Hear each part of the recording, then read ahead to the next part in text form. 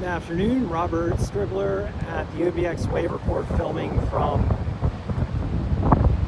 northern Nags Head and looking southeast across the ocean as nor'easter type conditions begin to cross the coast. Sorry, I almost just lost my hat. Sorry about the jolt there. But we have strong winds running in off the North Atlantic here. Feels like in the range of about 30 miles per hour. 25 to 30 miles per hour, rather strong. I'm standing on top of a sand dune looking southeast, and we have dark clouds moving in from the Outer Banks as the wind steams off the North Atlantic. And we've got white caps.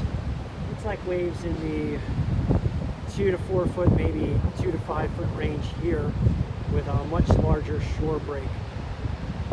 And conditions expected to continue to intensify throughout the evening. We'll go ahead and zoom in on the ocean so you guys can look out and see the whitecaps forming across the waters as the wind starts to rip on in here.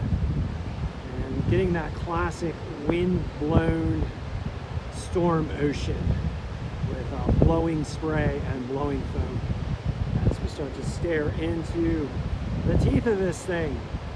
So thank you for joining me for this brief observation.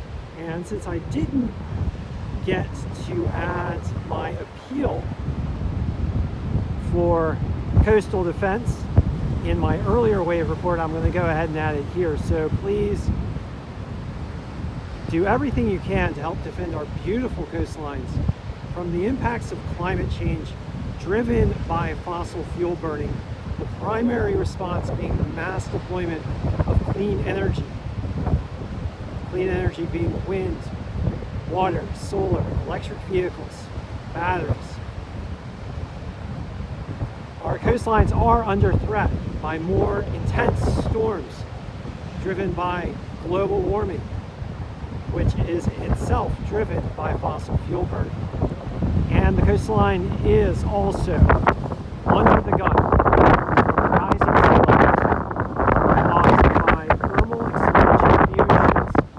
and glacier melt, all driven by climate change, all driven by coastal.